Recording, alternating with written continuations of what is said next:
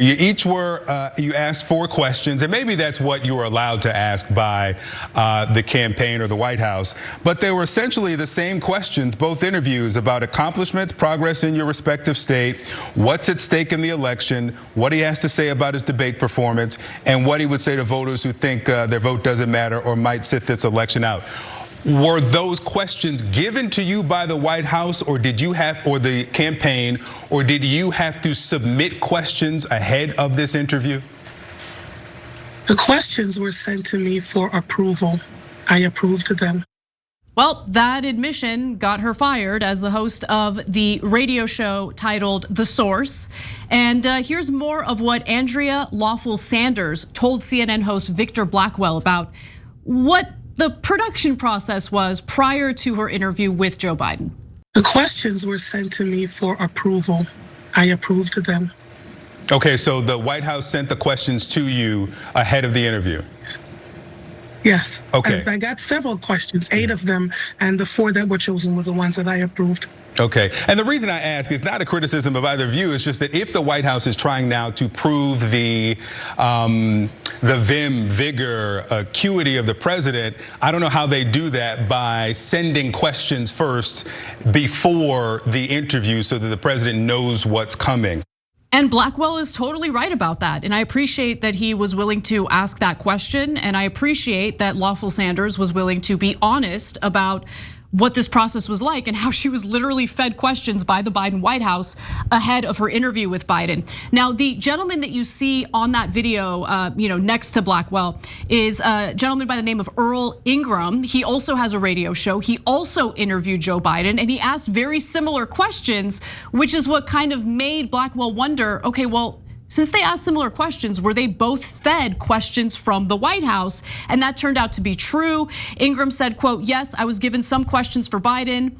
Ingram said he was given 5 questions and asked Biden 4 of them, according to the outlet. I didn't get a chance to ask him all the things I wanted to ask, he said. And that's how the interview worked, right? It was very pre-planned, and the Biden White House wants to control the narrative and the interview as much as possible because he's experiencing significant cognitive decline. Let's keep it real. Thanks for watching. Our audience has helped build TYT into the media giant it is today. Together, we can accomplish anything. Support our work and join us at tyt.com/team. There's a number of other things here that you might not know if you don't work in media. First of all, did you wonder why is he doing these tiny little interviews with radio shows that nobody's ever heard of? Well, that's not an accident. He thinks the smaller the show, it's not a disrespect to the host. We all started somewhere, right? The smaller the show, the more leverage they have over the show. Because that person is going to get an enormous amount of attention and fame, and it's going to help their career. So they don't have the leverage to say no to Joe Biden. So if you go to a major outlet and you say, here's the questions I want you to ask, they say no. You go to a smaller place, they go, yes, sir, thank you, sir. So that happens way more often than you realize, okay? Number 2, they went to black radio because they think that's the only demographic he's still polling well in. And they want to use it as a shield, as I explained earlier in the show, so that if you say Joe Biden should drop out, they're gonna say racist.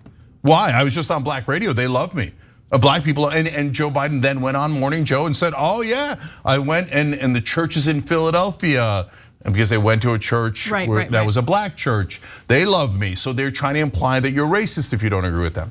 Now, we get requests like this, not all the time, but fairly regularly. Right. And over the last, over 2 decades that we've been doing this, I got this request so many times, you'd be shocked. Right. And a lot of people think, what?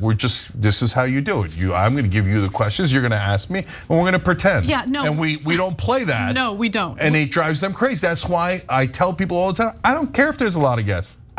I don't need them for the show to be interesting, and I'm never ever going to sell out for access. No, I mean, Cenk, I'm sorry, but I personally got into this industry because I like journalism. I like asking tough questions when I have the opportunity to. If I wanted to be a publicist, if I wanted to do PR for politicians, I would be a PR person, but I'm not. Okay, and I get it, like a lot of radio shows, a lot of various programs, they think it's a big get and it's exciting to interview the president. So I totally get the mindset of accepting the request to have predetermined questions fed to you. But it does hurt your credibility. And so I don't think that Lawful-Sanders thought she was doing anything wrong. But it doesn't look good. It doesn't look good for Biden. It doesn't look good for her. And eventually, because of her admission on CNN, she ended up getting fired. They claimed that it was a mutual decision, that she also agreed to resign. And they said, no, this radio station, we don't do that.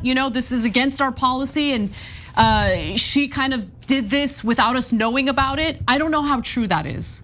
But at the end of the day, in my opinion, the onus is on the Biden White House to actually do unscripted interviews and to actually talk to the American people to calm their nerves or ease their nerves about his mental decline. The problem is he can't, and that's the reality. So last thing is, a lot of these political figures look for friendly outlets.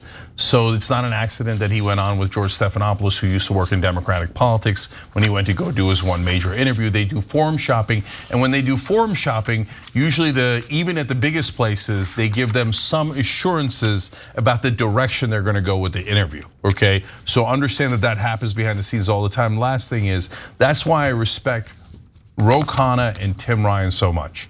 They're two people who've been in Congress a long time. They will do friendly and unfriendly interviews all the time. They will take tough questions, whether you agree with them or disagree with them. But the reason I point out those two is because they are a rarity. They are. Most politicians, if you don't agree with them 100%, they'll run for the hills. We helped get so many progressives elected. Have you seen them on our airwaves? No, because they know we'd ask them tough questions. So they say, well, then I don't want to do it. I don't want to do it. All these politicians, they just want softballs.